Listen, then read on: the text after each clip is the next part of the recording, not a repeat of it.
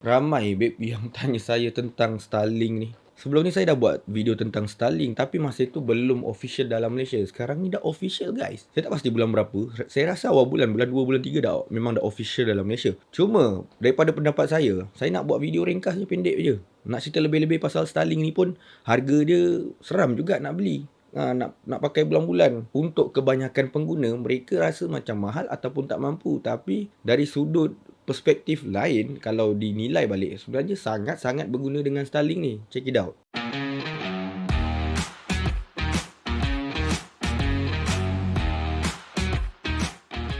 Okey, cerita pasal Starlink kan.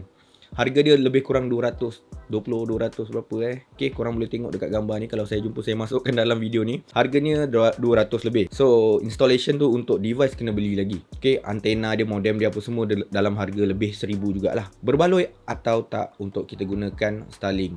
So kita kena nilai daripada sudut rangkaian. First, Starlink ni dia guna satellite yang berorbit rendah dekat langit tu kan. Okay, memanglah kita tak nampak dia lalu siang-siang buta, tapi malam ada. Okay, dia akan lalu. Sebelum ni ada video yang menunjukkan satellite Starlink tu lalu beratur panjang.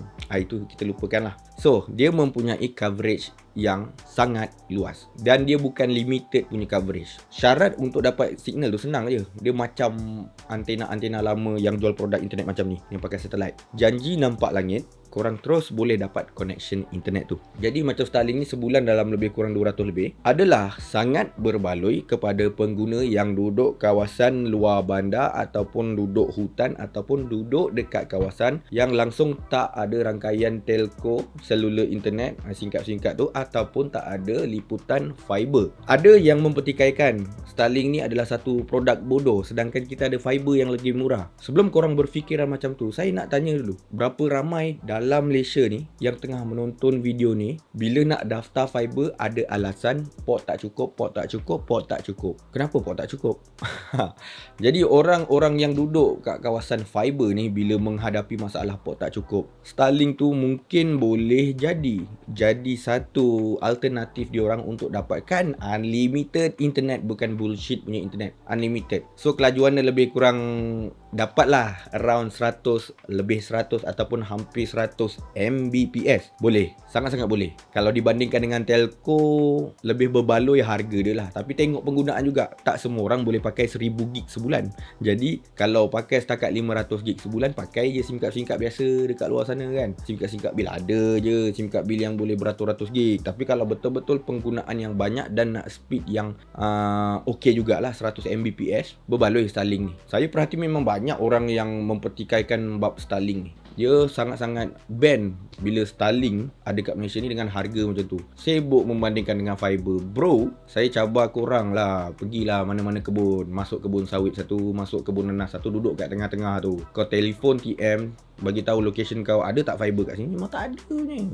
Memang tak ada. Fiber, yes, fiber ni dah mula meluas, tapi dia takkan masuk dekat tempat-tempat kebun tu yang tak ada penempatan, yang tak ada orang duduk. Hutan, tak ada orang duduk dalam hutan tu. Fiber tak nak masuk. Sebab apa? Dia develop benda tu semua pakai duit. Jadi apa bendanya, keluar duit banyak-banyak untuk bagi fiber dekat dalam tu ada, tapi tak ada orang duduk dalam tu. Yang duduk satu rumah je, satu family je. Beli langganan 80 sebulan. Ia rugi bang. Dia nak satu penempatan tu, katakan kalau satu lorong tu ada 20 biji rumah. Macam tu berbaloi lah dia nak masukkan fiber. Fikir dekat situ lah. Aduh. Ada banyak video yang mempertikaikan Starlink ni bodoh lah, apalah, bagus pakai fiber murah. Bengong kau ni. Bengong betul. Seriously bengong. Kau fikir macam tu sebenarnya. Coverage tu masalah. Fiber, port je masalah. Telco lagi jangan cerita. Kena dekat hutan-hutan belum tentu ada line. Jadi orang-orang yang memerlukan internet dekat kawasan pelik-pelik ni, kawasan dalam-dalam ni, ataupun golongan orang-orang yang bukan penduduk tetap dekat situ, jenis-jenis orang yang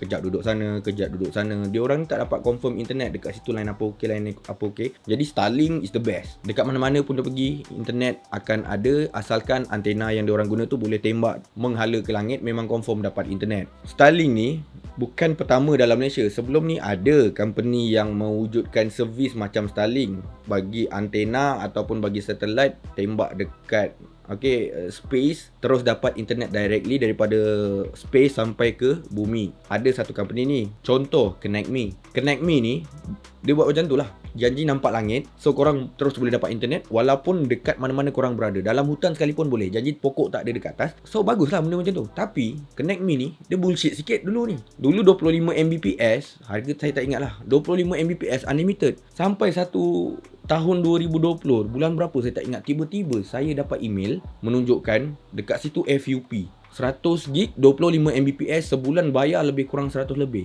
Lagilah tak ada akal bro. Saya tak tahulah ini idea Connect Me ataupun SKMM. Lemau. Orang sebenarnya nak pakai banyak. Tiba-tiba daripada unlimited ada FUP 100 gig. Apa bangang Connect Me ni? So kalau korang pakai Connect Me, saya galakkan belah je. Belah je pakai Starlink. Saya bukan nak jatuhkan Connect Me, tapi Connect Me sendiri yang buat sampah. Dia buat plan-plan sampah macam tu. Sekarang ni Elon Musk dah masuk, dah bagi Starlink unlimited. Apa lagi tunggu? Daripada pakai Connect Me, kalau harga 100.5, bayar je lah 200 lebih sikit. Totally unlimited. 4 kali ganda lagi laju. Why not? Berbaloi, sangat berbaloi walaupun kena bayar mahal sikit daripada harga Connect Me.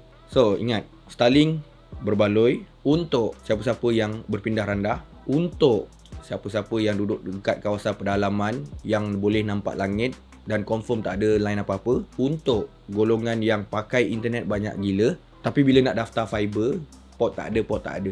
Lagi satu yang best bang, Starlink punya latency sangat-sangat rendah. Dia tak rendah macam fiber, tapi dia cukup rendah untuk internet yang directly daripada bumi ke space ni. Connect Me, dia punya ping tinggi. Ini kalau budak-budak main game, duduk dalam hutan nak main game pakai internet Connect Me dengan Starlink, confirm Connect Me, korang baru jalan tapi rupanya korang dah mati banyak kali bila main Mobile Legend. Kalau Starlink masih boleh handle lagi dengan 50 ms punya average, lebih sikit ke bawah sikit okey lagi. Kalau Connect Me beratus ms dia, lemau babe. Siapa ada pendapat yang sama ataupun ada pendapat lain, komen dekat ruangan komen di bawah. Consider to subscribe, like kalau suka, share kalau berguna. I'll see you guys on my next video.